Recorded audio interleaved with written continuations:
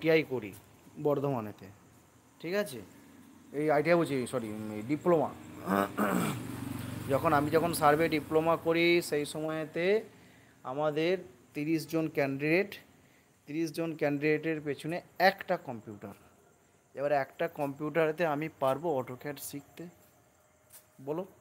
সপ্তাহে 2 দিন ক্লাস, পারবো অটোক্যাড শিখতে? তো আমি কি করলাম, কাজ করতে করতে একটা ল্যাপটপ নিয়ে নিলাম। তারপরে আস্তে আস্তে লাইন টানতে টানতে টানতে টানতে তো অ্যাট এ টাইম যাই হোক মোটামুটি 10%, 100% তো কখনো নয়, 10% জানি, ওতে করেই আমার কাজ চালিয়ে নিতে পারবো। হুম, ওটা নিয়ে তুমি কোনো চাপ নিও না। হিরোইন বলে ভালোবাসা দিচ্ছে, ও হো হো।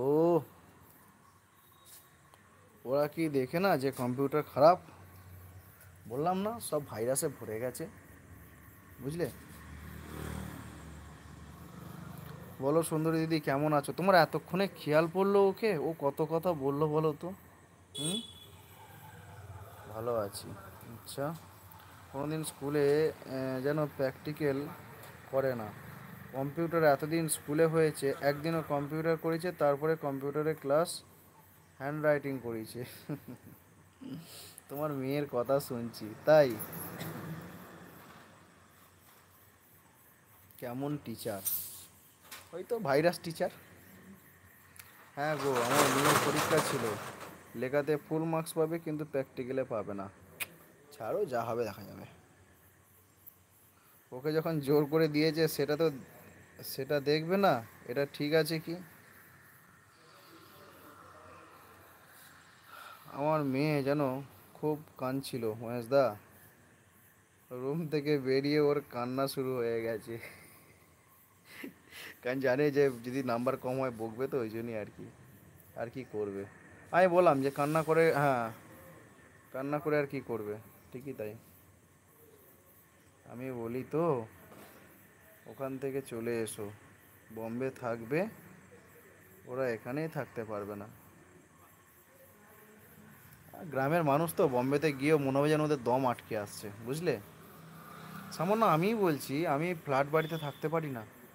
আমার কোম্পানির কাজে আমি ইয়েতে ছিলাম, তোমার ওই ইয়ে বালিঘাট, বালিঘাট বলে যে ওপারে দক্ষিণেশ্বরের পাশে সেই বালিঘাট আছে না, হ্যাঁ, ওইখানেতে ছিলাম ফ্ল্যাটের মধ্যে।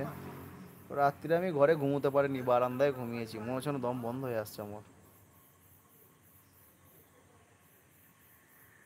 কি আর করবো বলো।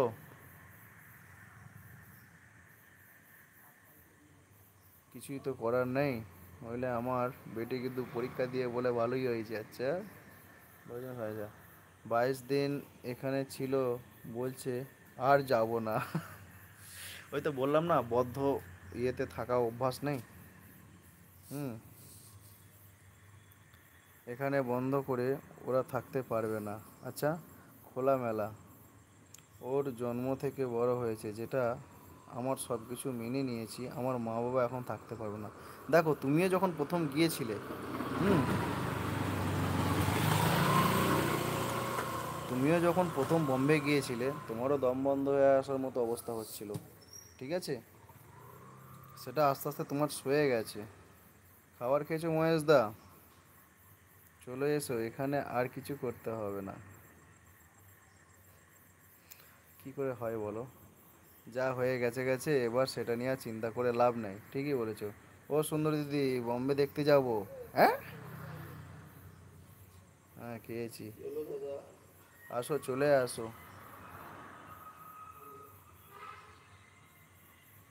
যাবো যখন বলবো।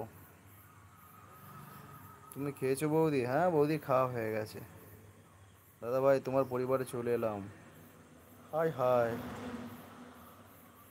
এ তো ইয়ে চলে এসেছে, ভাগ্যশ্রী চলে এসেছে, কর্তাকে নিয়ে চলে এসেছে সঙ্গে, বাহ বাহ, ভাবা যায়। ঠিক আছে, ভালোই হয়েছে। রেবাদির খবর কি? রেবাদির ভিডিও দেখছি, সেই ভিডিও একদম। শ্রুতি কিছু খায়নি? শ্রুতি কিছু খেয়েছে? হ্যাঁ গো, খাওয়া হয়ে গেছে। এই, তুমি ওকে খেতে দিয়েছো?